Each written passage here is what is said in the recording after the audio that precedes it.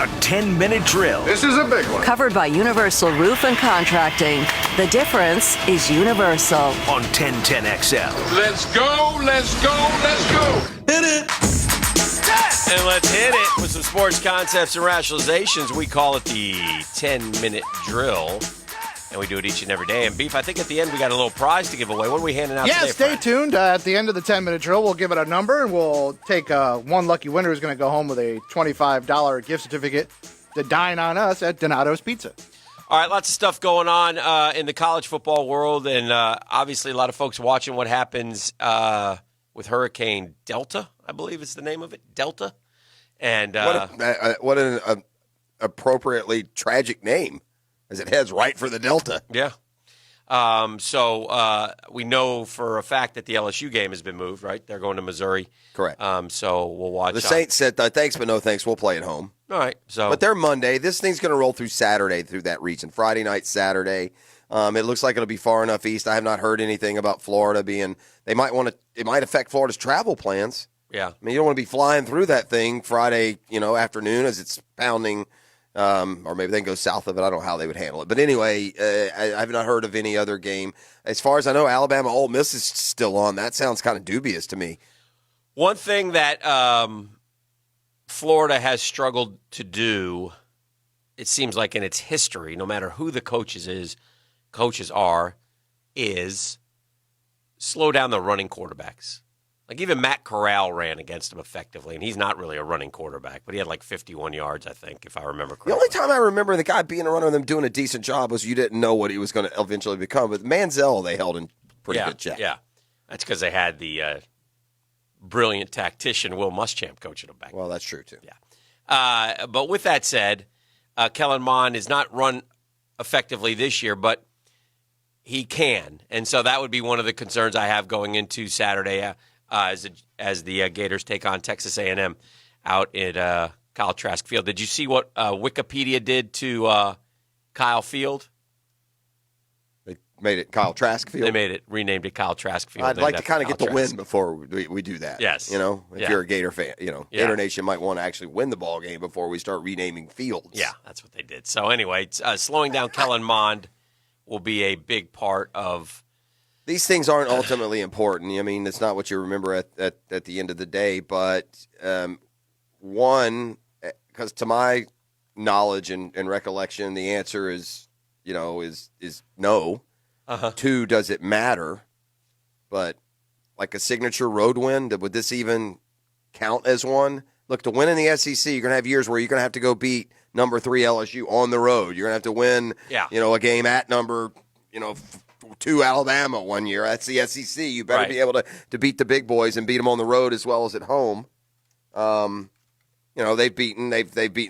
won the Tennessees and South Carolinas and Kentuckys, but I'm not sure they've beaten a ranked team on the road under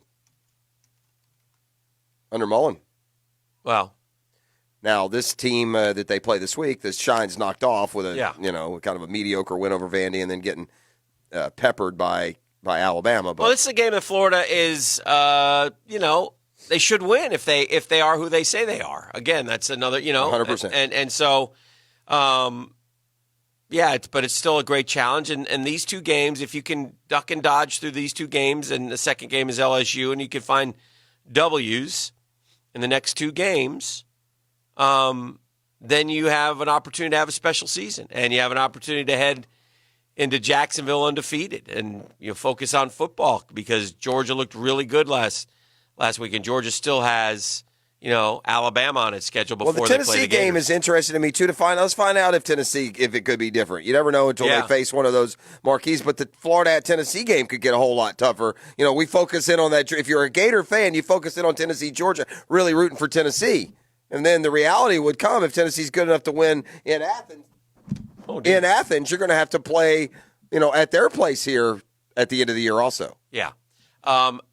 There's a good article on the two Kyles, and again, we're talking about Trask and Pitts and their careers early at Florida. Kyle Pitts was a pretty big recruit. He's from up north, Pennsylvania, Philadelphia. isn't he? Yeah.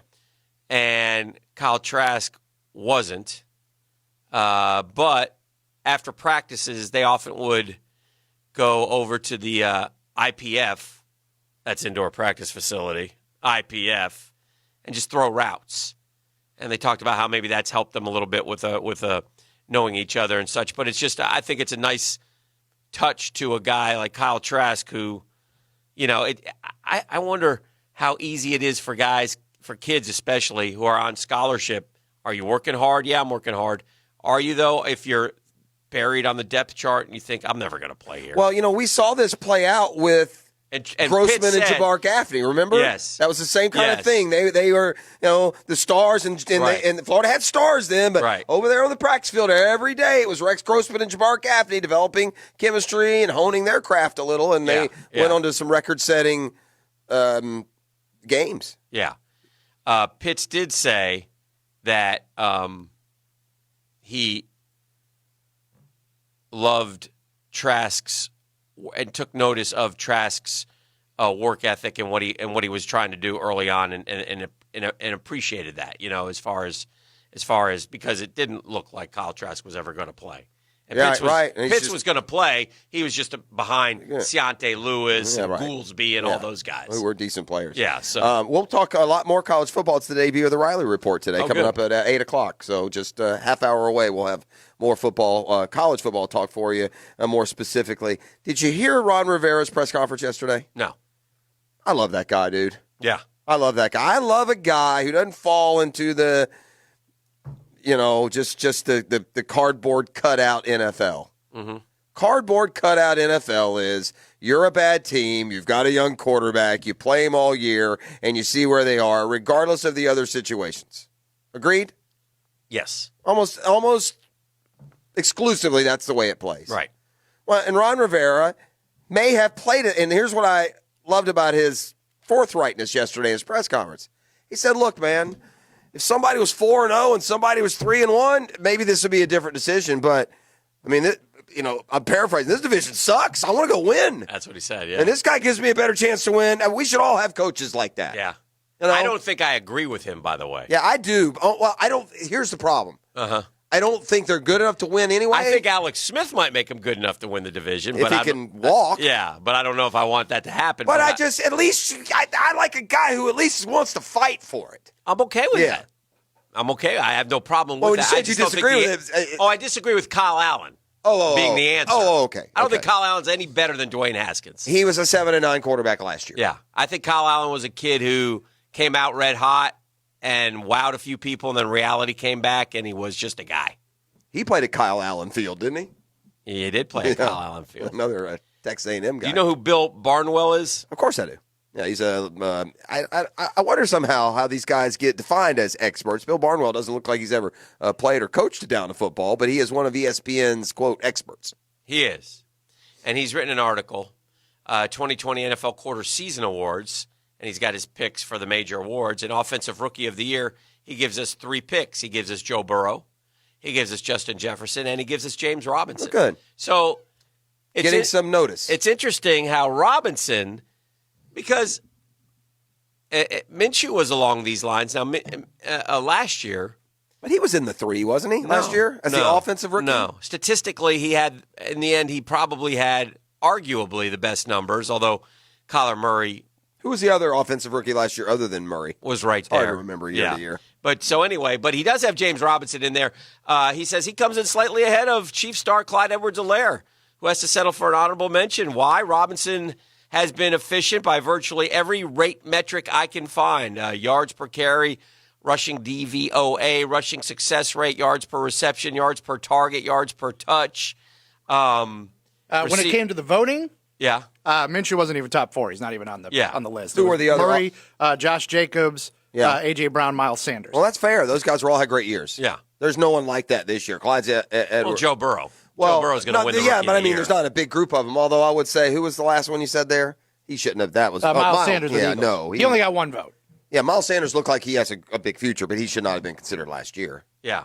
based on what he did But last anyway, year. it's interesting that James Robinson has surged. It's an incredible story. Well, you know what? It's going to be interesting to see how much he means when they actually use him when it matters. We can't get to winning time. I'd like to see Jay, and that was kind of a theme of yesterday's press availability, but it'd be nice to get to the point that you can use James Robinson. Well, we talked about this yesterday. Mm-hmm. Run the kid. If you get into a game, keep running him in the fourth quarter. The guy, I mean, how many fourth quarter carries does James Robinson have? Not many. Yeah. Not many at all. He Yeah. needs to.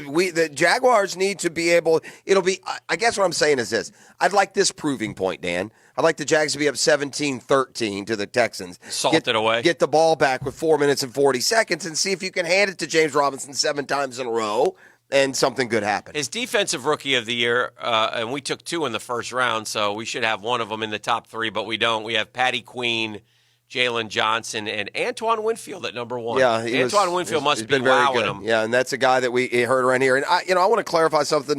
We'll make this kind of a walk it back Thursday. Yeah, I need a walk it back Thursday because sometimes I get a little rambunctious with my opinion. My opinion yesterday about K'Lavon Chaisson is not Chaisson. I'm not criticizing him. It takes a while for kids to grow and become players. My criticism was on the guys who took him. That there are 5. Well, yesterday we were talking about that list, and like 5 LSU rookies were on the list. Yeah. But we have an LSU guy who's not. Yeah. Now, that's not necessarily criticizing Chaisson. It's criticizing those who picked him and those who coach him. Okay. So that's all walk you're it going back Thursday. Those are the only Jags you're going to find on the list. Well, how about this? 1 and 3. Post-Prime Breakout of the Year award. Post-prime. Okay, so this is a guy who you thought was past his prime and now is suddenly this is great. giving you some numbers. Tyson Alualu. Huh. There's no reason He's Alualu been should killing be it. one of the NFL's best players at age 33, 5 years removed from his last season as a starter with the Jags. But he has been dominant on the interior for the Steelers during their 3-0 How does that start. happen? I don't know. It's Must one be of the, matchups, right?